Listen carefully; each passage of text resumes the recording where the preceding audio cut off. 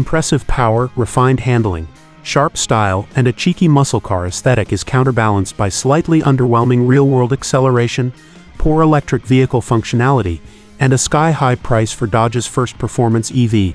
There was no timeline in which the all-new, all-electric 2025 Dodge Charger Daytona would ever have a gentle landing.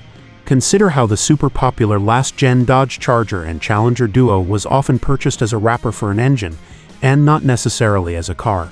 The Scat Pack's 6.4-liter Hemi V8 and the Hellcat's supercharged 6.2-liter V8 were inarguably the main draws, so reinforced by proliferation of these two hearts across the collective Stellantis-brand Dodge, Ram, and Jeep lineups. These vehicles were never rational purchases. Astronomical fuel bills, aged interiors, and handling dynamics that fell well short of the Ford Mustang and Chevrolet Camaro's comparably tight ship weren't even considerations. These were purchased as life-size Hot Wheels cars, complete with bright colors, cartoonish proportions, and one of the best Americana soundtracks this side of the 1960s.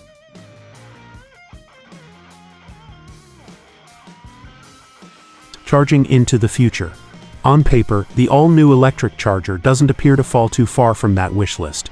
In either 2- or 4-door form, the latter coming to market in the near future, the 8th-generation Charger is equal parts theater, tradition, and futurism, with a stretched silhouette that borders on caricature. Up front, a very EV-coated light bar stretches beneath an aerodynamic pass-through on the hood, while the wheels, candy colors, and slab-sided shoulders are all genetic traits from the prior gas cars.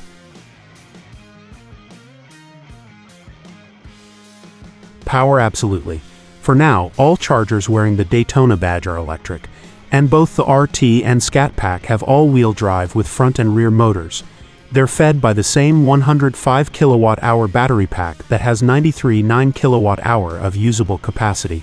In the RT, 456 horsepower and 404 pounds-feet of torque is on tap as a baseline, with the power shot button on the steering wheel temporarily unlocking an extra 40 horsepower for 10 seconds. Dodge is cheeky and includes this max figure as the stated power 496 horsepower for the RT and 670 horsepower for the Scat Pack, the latter also making 627 pounds-feet of torque.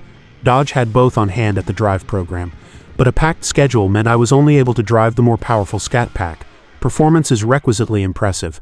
For the RT, Dodge reports a 0 to 60 mph time of 4.7 seconds, a significant step away from the Daytona Scat Pack's official 3.3-second 0 to 60 scuttle.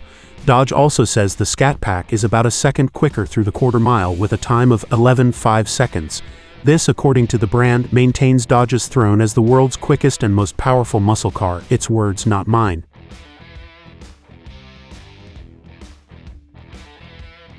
Performance pressure. From a dig 3.3 seconds to 60 feels about right to my derriere dyno, and People was able to record an 11.7 second quarter mile on an unprepped surface. People also have complete faith that the Scat Pack scoots with the advertised 670 horsepower and 627 pounds-feet of combined torque. But more often than not, it feels closer to somewhere in the 500s, even with power shot engaged, as power drops off in the higher realm of highway speeds thanks both to the roughly 5,800-pound curb weight and interesting powertrain tuning. Even in sport mode, which operates at a 630 horsepower baseline, there's an observable delay when flooring the accelerator pedal, with almost a half-second lag between smacking the firewall and the car's reaction. That's not great, but these were pre-production vehicles, and People wouldn't be surprised if this was ironed out by the time it reaches dealer lots. Electric Boogaloo. Out on some of Phoenix's squiggliest desert roads, the Scat Pack demonstrated impressive body control thanks in no small part to its adaptive suspension. Roll and pitch is well managed without compromising the ride quality, and physical grip is gluey thanks to wide, staggered summer tires. You'll never confuse it for svelte, but the Charger does an excellent job of muting its bulk even during high-speed transitions.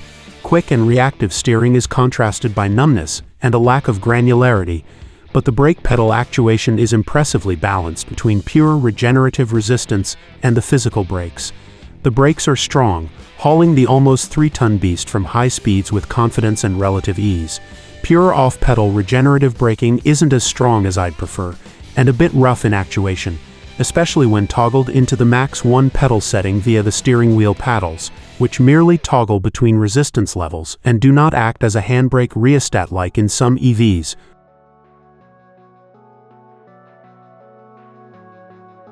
Range restrictions. From a grace and pace perspective, the Daytona Scat Pack is a pleasant and mostly thrilling electric performance car to buzz around in, but it all gets a bit blurry when you evaluate it from a performance and EV perspective. The most efficient configuration of the RT returns an impressive EPA-rated 300 miles of range, dropping to 241 miles on the juicier Scat Pack and down even more to 216 miles of range if you fit your Scat with the optional summer tires. Not bad, but not great. Ditto for the DC fast charge rate, which tops out at 183 kilowatts, enough to go from a 20% to 80% state of charge in 24 minutes in ideal conditions. So range for the Scat Pack, average fast charging capability, limited EV-centric features, and pretty good performance make this a rather uncompelling proposition for someone already accustomed to the current EV landscape. It turns sour when factoring in the $75,185 base price for the Scat Pack, which is a good $20,000 more than the last V8-powered Charger Scat Pack or a Tesla Model 3 Performance, with the latter offering holistically better performance and access to the strongest fast-charging network in the US.